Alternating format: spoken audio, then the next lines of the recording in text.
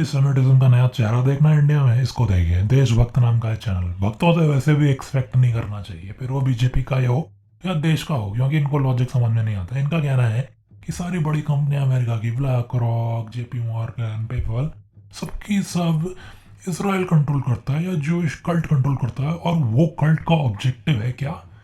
पूरी world control.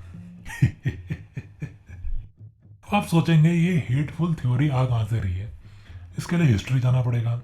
दरअसल ये थ्योरी है जो उसके खिलाफ प्रोसिक्यूशन के लिए एक कन्वीनियंट टूल। सदियों से अब्राहमिक रिलीजनों का एक ये प्रिंसिपल है कि आप कभी भी लोन पे इंटरेस्ट नहीं ले सकते, बट इसका लूप होल है कि अगर आप किसी और धर्म को लोन देते हो तो आप इंटरेस्ट ले सकते हो। आप बेचारा जू, हिस्ट्री का विक्टिम, रोमन ने लात मारी, यूरोप गया बेचारा, अमेरिका तो जा नहीं सकता था उस समय क्योंकि अमेरिका डिस्कवर नहीं हुआ। गया तो रूलिंग क्लास और धर्म के बीच में यूरोप में तसल चल रही है।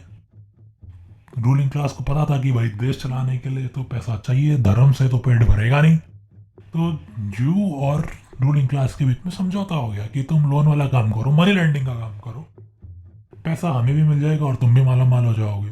और ये हुआ भी। बट लोकल जो आदमी होता है, जो हमेशा अनपढ़ होता है और धर्म के चक्कर में भक्त बना रहता है, उसके नज़रों में जू एक दैत्य ही काम करता हुआ हमेशा डेविलिश बन गया, और रूलिंग क्लास को एक स्केपगोट मिल गया यूरोप में। सदियों तक ये चलता रहा, और आखिर में ख़त्म कैसे हुआ वो आप सबको पता है, होलोकॉस्ट में। और हुआ कैसे? जब सोवियत यूनियन ने एक प्रोपेगेंडा निकाल दिया सेम इस थ्योरी को बेसिस बनाते हुए, जिसको उन लोगों ने बोला protocols of elders of Zion. अब ये जो देशभक्त हैं ये भी इस थ्योरी में मानते हैं, क्योंकि इनको ये बात खलती है कि कोई जूश आदमी लीड कर रहा हो या जूश का कुछ भी पार्ट भी हुआ हुआ था 100-200 साल पहले किसी कंपनी में, तो इनको लगता है कि वो इसराइल की कठपुतली है।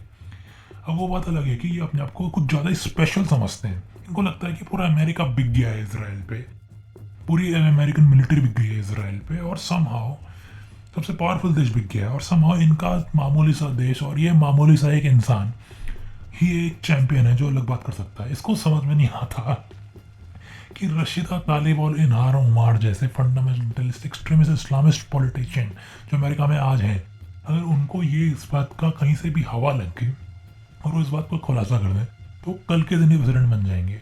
बट नहीं, इनको लगता है कि सब बिके हुए हैं एक्सेप्ट अपने आप को छोड़ के। अब इस बात पे हम यही बोल सकते हैं कि गधे को लगता है कि वही सबसे ज़्यादा समझदार है और उसे सबसे ज़्यादा पता है।